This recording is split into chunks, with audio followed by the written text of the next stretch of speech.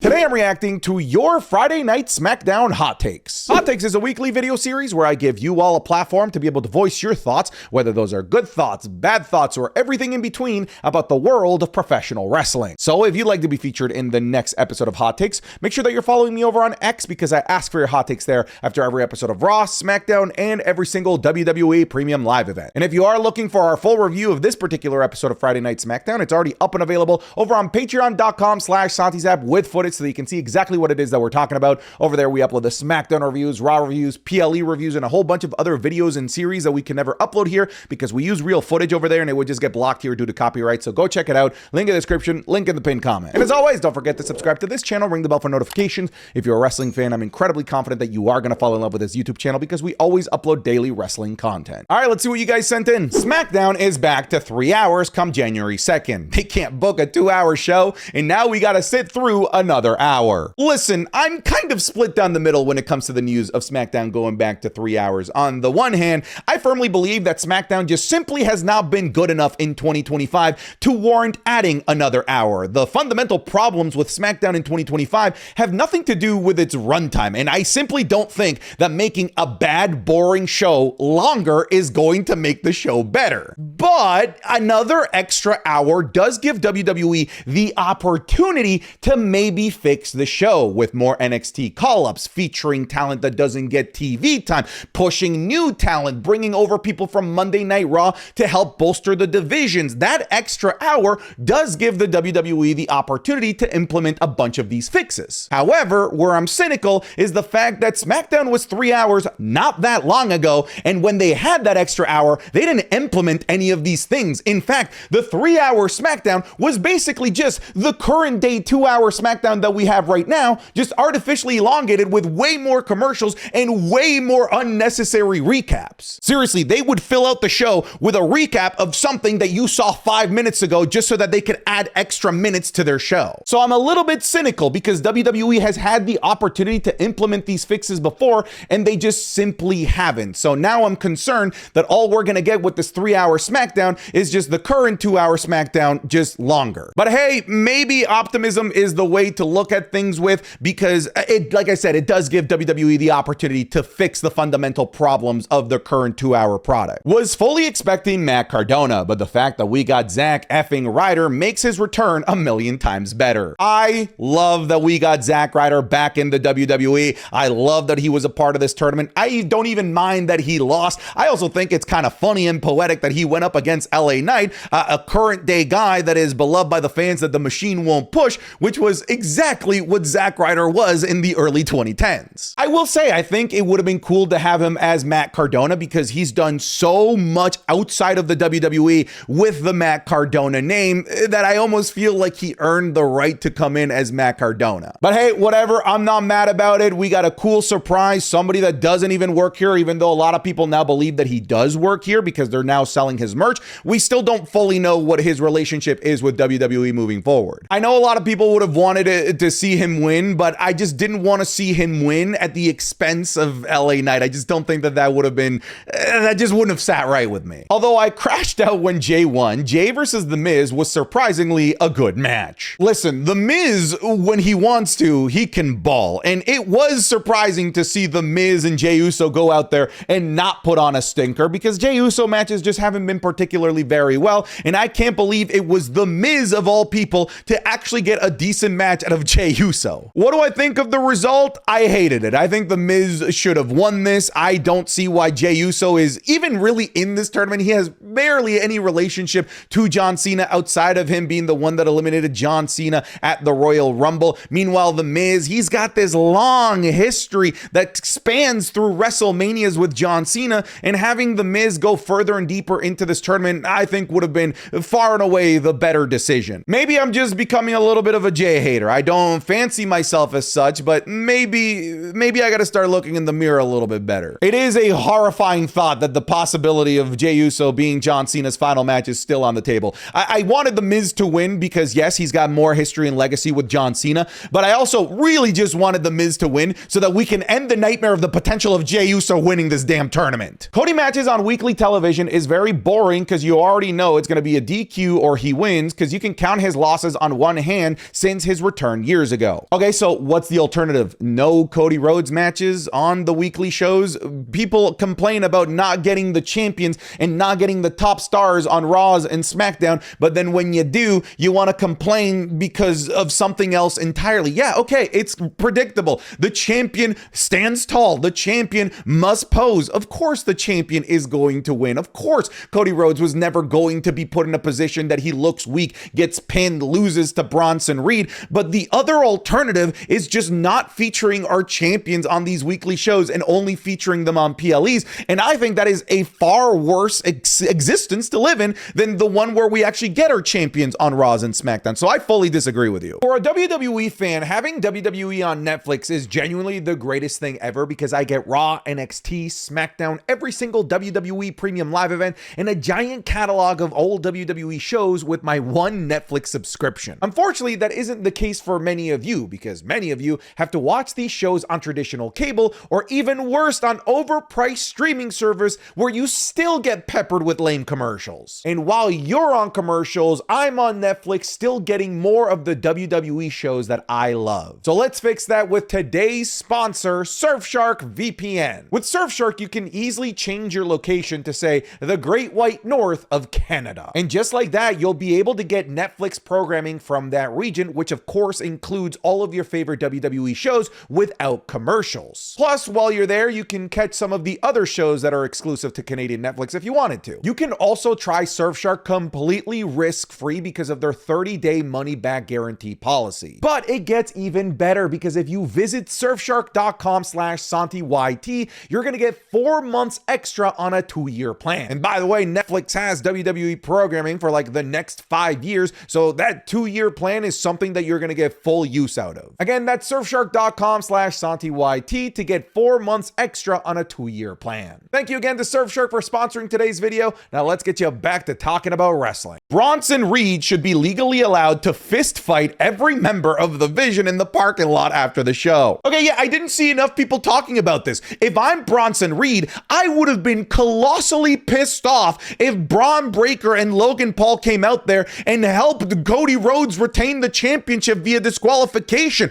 Bronson Reed wasn't even like losing that bad. I don't know why they came out, and technically makes no sense from like a logical perspective, and I like to make sense out of the wrestling that I'm seeing. And in that moment, having Logan and Braun Breaker come out there to interrupt a championship match where their buddy, their partner, has the opportunity to become WWE champion simply makes no goddamn sense. I love LA Knight, but Zack Ryder should have won it. Here's the reason why I don't agree. Zack Ryder was never going to win this tournament. I think we can all agree with that sentiment. It would have been cool to see Zack Ryder go deeper into this tournament and face off against other people that he's not been able to face off against because he hasn't been in the WWE. But I think the guy that's here for sure in the long term is LA Knight. Now, I also don't think that LA Knight is going to win this tournament anytime soon, but I think that in a loss, LA Knight is significantly more hurt in a loss here than Zack Ryder is. Zack Ryder, if he is going to make a full-time return to the WWE, is going to have the excitement, the momentum of his return to catapult him. Right now,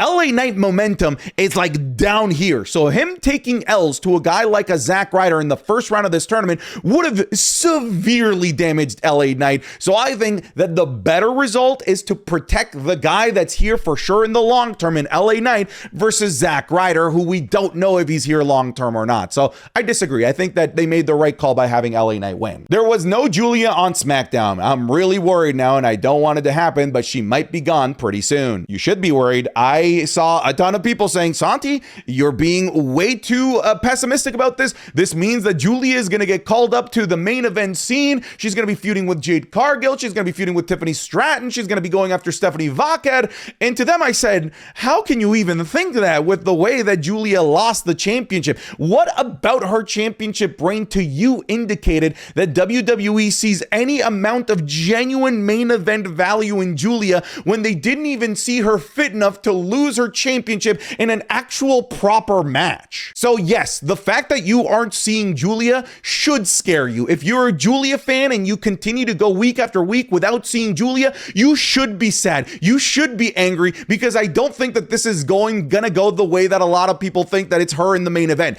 By the way, I want to be wrong. I want you guys in the comments in a couple of weeks, in a couple of months to be able to say, haha, see, she is in the main event. That'd be great. But right now, I am concerned that we're just not going to see Giulia on a regular basis again. The results for Jey Uso versus The Miz was terrible. Jey shouldn't even be in the tournament because he's already had 2 matches with Cena during the retirement tour. The Miz has way more history with Cena and they still haven't had a match. I at the very least hope that The Miz is on Monday Night Raw to have some sort of backstage moment with John Cena. That might be maybe putting a little bit too much hope in WWE, valuing the relationship of The Miz and John Cena to want to have that moment. But frankly, I agree with you. I don't see why Jey Uso was in this tournament when he's already busy with the Vision. There are rumors, not confirmed, that the final of this tournament is going to take place at Survivor Series War Games. So if that's the case, why feature people that are already busy at Survivor Series War Games like Bronson Reed, like Jey Uso in this tournament to begin with? Because we know that they're not going to win because they're going to be busy on that day if they do confirm that this final is going to be on the same show. The Miz 1,000,000% should have won. They had Bronson Reed on the show to be able to cost Jey Uso. Even though I like the idea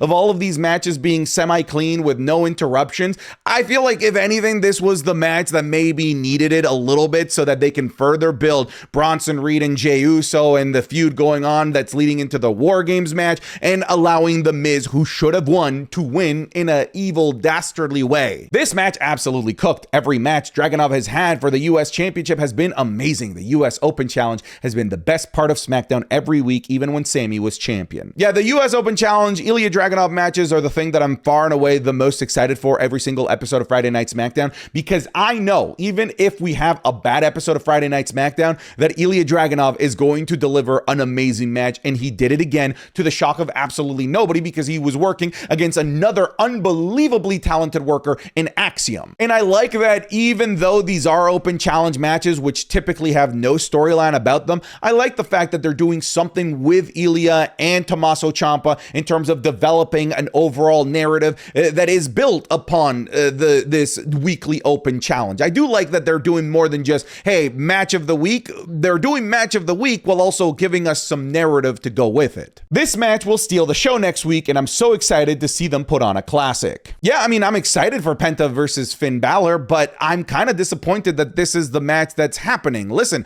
all of the other matches have had people from Monday Night Raw versus somebody from Friday Night SmackDown, and I thought that that was pretty cool, giving us matches that we haven't been able to see in years, or matches that we've never been able to see. But I swear to God, we've seen Penta versus Finn Balor so many times already over the last year on Monday Night Raw. On top of that, I'm gonna be honest, and I love Finn Balor, and I know I have a lot of Finn Balor fans.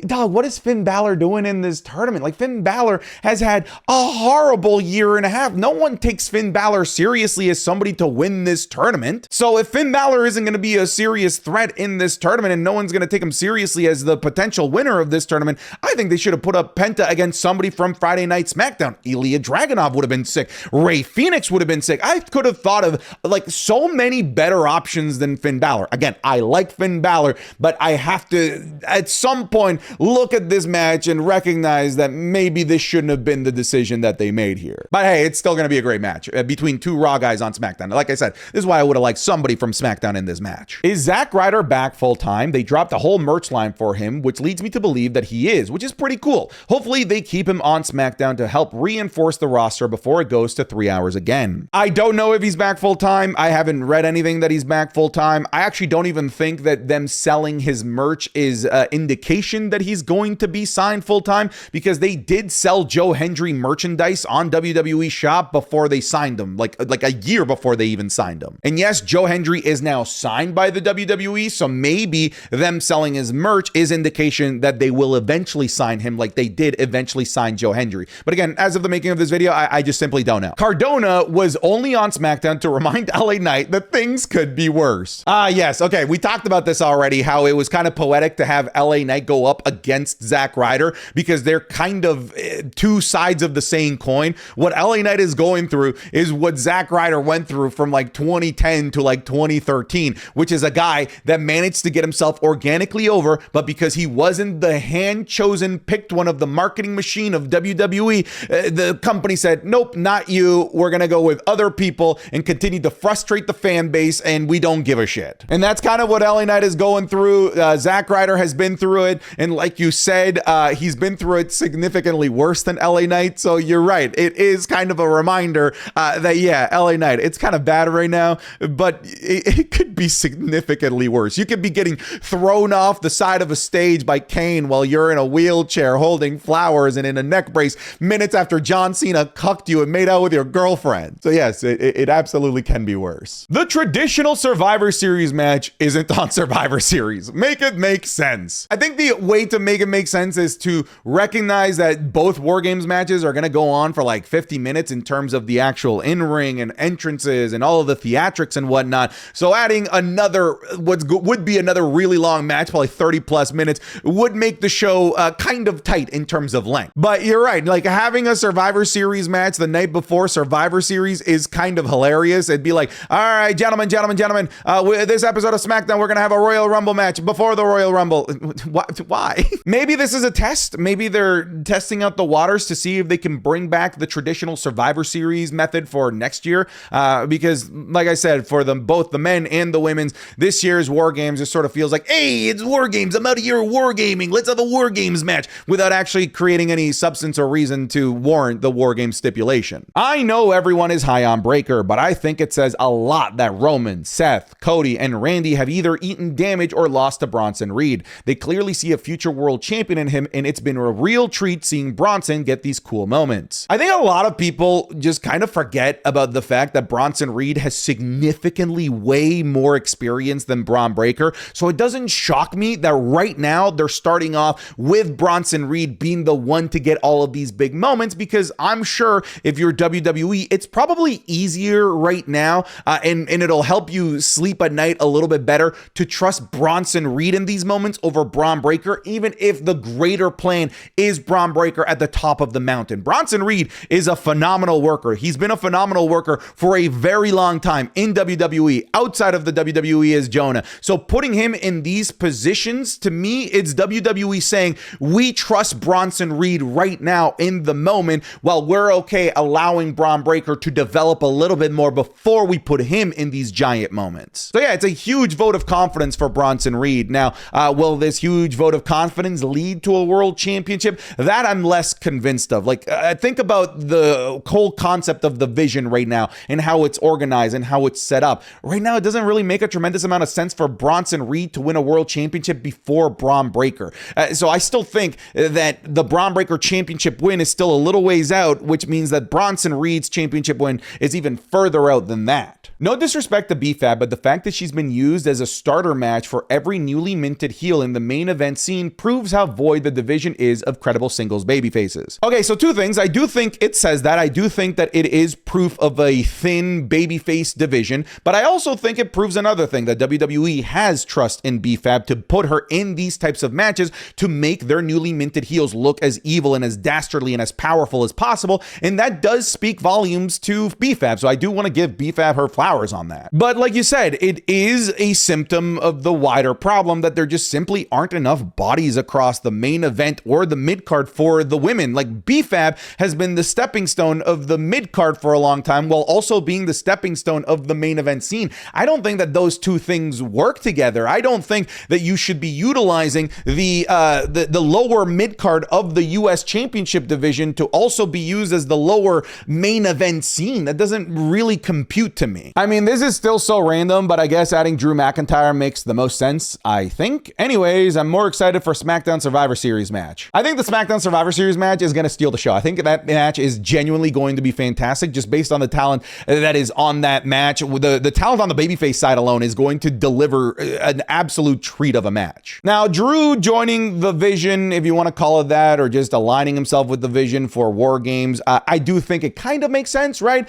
He is friends with Logan Paul. He hates the Bloodline, and the other team has two members of the Bloodline. He despises CM Punk. So the addition of Drew McIntyre certainly does make a tremendous amount of sense. What just doesn't make sense is the overall feud in general. It still feels like a feud of convenience, but at the very least, when it comes to the formation of the teams, I guess it makes sense. And then there's Jimmy Uso, who's just like, hey, it's War Games. I'm out of here wargaming. He's just, I'm on the team. I'm on the team, right? Just the most unceremonious way and just like a random throw off backstage segment on SmackDown. I'm so happy that they didn't ignore the Charlotte and Rhea beef. They should keep this going until the mid-match of War Games. Thank you. I was saying this from the beginning. I said it doesn't make sense for Rhea and Charlotte to even agree to be on the same team. And then WWE finally turned on a light bulb and realized, hey, maybe we can rely on logic to tell a story. And Charlotte saying, I'm not teaming up with the snake. I'm sure you think I'm a snake. We're not going to trust each other. This isn't going to work. I'm out.